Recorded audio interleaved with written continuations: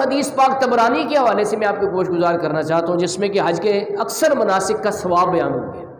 رسول پاک صلی اللہ علیہ وسلم حج کے موقع پر مینا میں تشریف فرما تھے، مسجد مینا میں، تو وہاں پر دو حضرات آپ کی خدمت میں حاضر ہوئے اور عرض کی، یا رسول اللہ ہم آپ سے کچھ پوچھنا چاہتے ہیں۔ کیا کرنا چاہتے ہیں؟ بولیے۔ تو نبی پاک صلی اللہ علیہ وسلم جواب پتہ ہے کیا فرمایا؟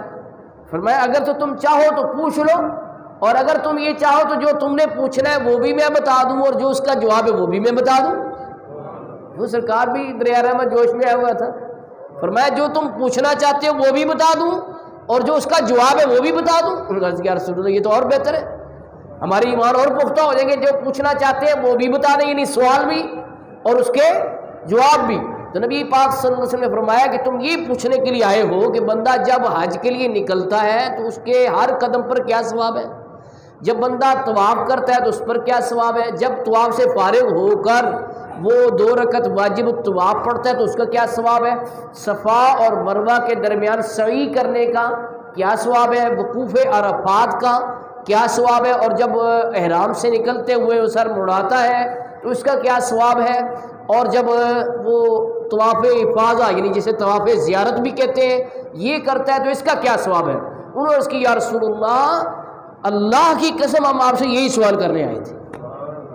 تو پہلے حضور صلی اللہ علیہ وسلم نے سوال بتا دیے۔ اسی حوالے سے امام احمد رضا محدث بریلوی رحمۃ اللہ علیہ کہتے ہیں خدا نے کیا ان کو آگاہ سب سے،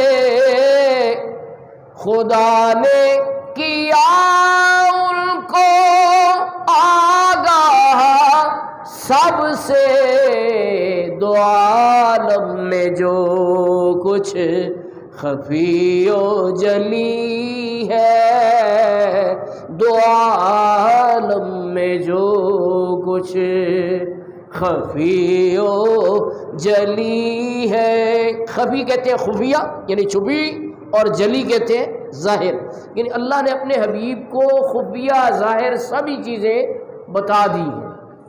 بہرحال یہ تو ضمن میں نے ایک ایمان افروز نقطہ عاشقان مصطفیٰ کے سامنے رکھا کہ رسول پاک صلی اللہ علیہ وسلم کو دیکھو اللہ نے کتنے علم عنایت فرمائے ہیں کہ وہ سائلین کے سوال بتا دیے، اب جواب فرمانے لگے۔ فرمایا جب حاجی حج کے لیے نکلتا ہے اس کی اونٹنی قدم اٹھاتی ہے تو جتنے قدم وہ اٹھاتی ہے ہر قدم پر ایک نیکی ملتی ہے اور ایک گناہ معاف ہو جاتا ہے۔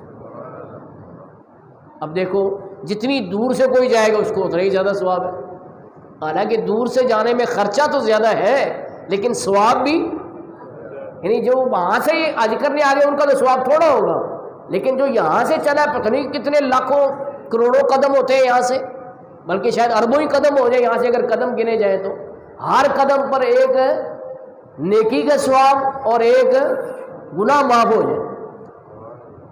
اس کے بعد جب فرمایا کہ جب وہ طواف کر چکتا ہے اور 2 رکعت واجب الطواف پڑھتا ہے تو اس کو حضرت اسماعیل علیہ السلام کی اولاد میں سے غلام آزاد کرنے کا ثواب ملتا ہے، اتنا ثواب ملتا ہے۔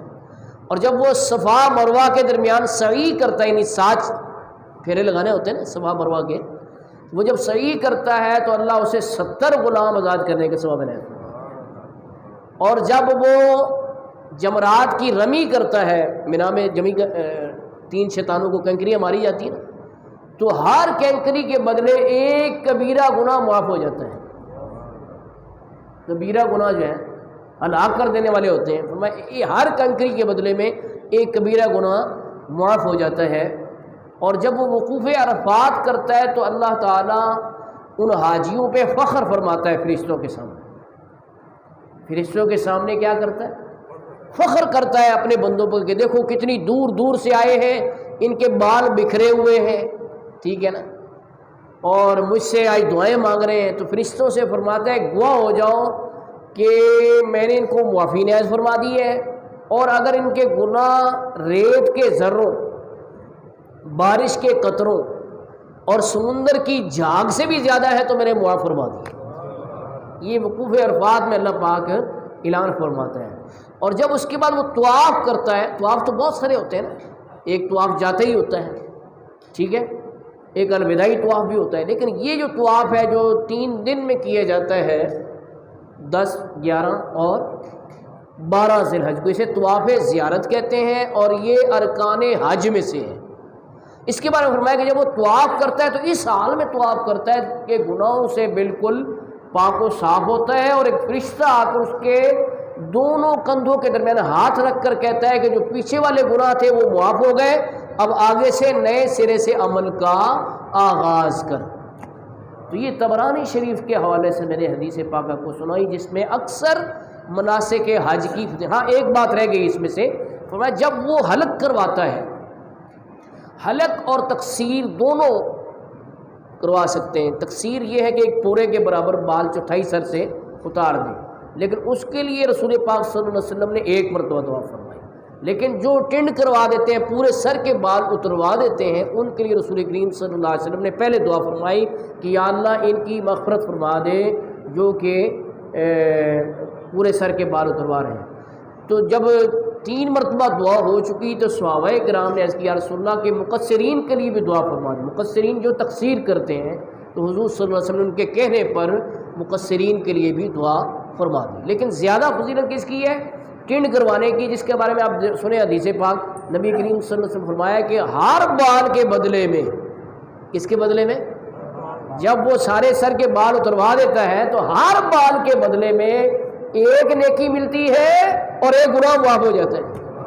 اب بال کسی نے گنے؟ سائنس نے بھی ابھی کوئی ایسی مشین تیار نہیں کی جو کہ انسان کے سر کے بالوں کو گن لے، کاؤنٹ لیس ہے، انگنت ہے، اللہ ہی جانتا ہے کتنے بال ہیں، اور وہی نیکیاں بھی عطا فرما دے گا اور گناہوں کی معافی بھی عنایت فرما دے گا۔ تو اس سے پتہ چلا کہ حج کا جو سلسلہ ہے یہ کتنا ثواب والا ہے۔